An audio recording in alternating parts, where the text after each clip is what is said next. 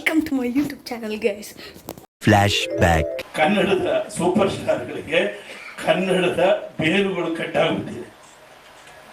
ಕನ್ನಡದ ಜೊತೆಲಿ ಇಲ್ಲಿ ಬೇರ್ ಕನೆಕ್ಷನ್ ಇತ್ತು, ಈ ಪ್ಯಾನ್ ಇಂಡಿಯಾ ಬಂದು ಕನ್ನಡದ ಬೇರ್ ಕಟ್ಟಾಗ್ಬಿಟ್ಟಿದೆ. ನಿಮ್ಮಂತವ್ರು ಹೀಗೇನೆ ಹೊಸ ಪ್ರಯತ್ನ ಮಾಡಲ್ಲ, ಮಾಡೋರ್ನು ಬಿಡಲ್ಲ. ಇವರೆಲ್ಲ ಭಾರತದಾದ್ಯಂತ ಖ್ಯಾತ ನಾಯಕರಾಗ್ತಾರೆ ಅನ್ನೋದು ಒಂದು ಭ್ರಮೆ. ಯಾಕೆ ಸರ್? ಯಾಕೆಂದ್ರೆ ದಕ್ಷಿಣದಿಂದ ಯಾವ್ದಾದ್ರು ಸುಂದರವಾದ ಹೀರೋಯಿನ್ ಇದ್ರೆ ಹೋಗಿ ನಾರ್ತ್ ಇಂಡಿಯಾದಲ್ಲಿ ಒಂದು 20 ವರ್ಷ ಬದುಕಬಹುದಷ್ಟೇ ಹೊರತು ರಜನಿಕಾಂತ್ ಆಗ್ಲಿ, ಕಮಲ್ ಹಾಸನ್ ಆಗ್ಲಿ, ಮಮ್ಮೂಟಿ ಆಗ್ಲಿ, ಮೋಹನ್ ಲಾಲ್ ಆಗ್ಲಿ ಬಾಂಬೆಗೆ ಹೋದ್ರೆ 2 ವರ್ಷ ಇರಕ್ಕಾಗಲ್ಲ, ವಾಪಸ್ ಬರ್ತಾರೆ.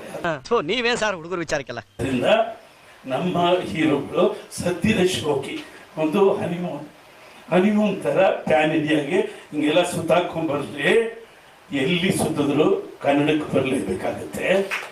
ಮಿಸ್ಟರ್ ತಾತ, ಕನ್ನಡವೇ ಸತ್ಯ, ಕನ್ನಡವೇ ನಿತ್ಯ. Get lost. ಯಾಕೆಂದ್ರೆ ಎಷ್ಟೋ ಪ್ರಾದೇಶಿಕ, ನಾನು ಜಾಸ್ತಿ ಮಾತಾಡ್ತೇನೆ, ಮಾತಾಡೋದಕ್ಕೆ ಕರ್ಸಿರೋದು ನಾವು. ಹೌದಾ? ನಿಮ್ಮ ಮಾತುಗಳನ್ನ ಕೇಳೋದಕ್ಕೆ ಕರ್ಸಿರೋದು ನಾವು. ಪೇಮೆಂಟ್ ಇದೆಯಾ? ಹೇಳ್ತೀರಾ? ಬೇರೆಯವ್ರ ದುಡ್ಡು ನಮ್ಗೆ ಯಾಕೆ ಅಂತೀನಿ, ಕಂಡವ್ರ ಕಾಸು ಕಕ್ಕ ಇದ್ದಂಗೆ. ಬೇಡ ಬೇಡ ಬೇಡ ಬೇಡ ಬೇಡ ಬೇಡ. ಇಲ್ಲ, ನಾವು ಇಂಡಸ್ಟ್ರಿಗೆ ಬಂದಿರೋದು ನಿಂತ್ಕೊಳ್ಳಕ್ಕೆ. ಆ ಪರಂಪರೆಯನ್ನು ಬಿಟ್ಟು ನೀವು ಪ್ಯಾನ್ ಇಂಡಿಯಾ ಹೋದ್ರೆ ಓಡ್ ಬಂದ್ರೆ ಬೇಡ ಅಂತ ಹೇಳಲ್ಲ. ನಾವು ಸ್ವಲ್ಪ ವ್ಯಾಪಾರ ಅದು ಇದು ಜಾಸ್ತಿ ಆಗುತ್ತೆ, ದಾಡಿ ಗಿಡಿ ಜಾಸ್ತಿ ಬೆಳೆಯುತ್ತೆ ಅಷ್ಟೇ ಹೊರತು ಇನ್ನೇನು ಬೆಳೆಯೋದಿಲ್ಲ. ಬಾಡಿ ಬೆಳೆಯುತ್ತೆ, ದಾಡಿ ಬೆಳೆಯುತ್ತೆ. ಅಯ್ಯೋ, ಅವ್ನ್ ಬಾಯಿ ಹುಳ ಬಿಡ. ಕೇಳಿದ್ರ ಸರ್? Several days later.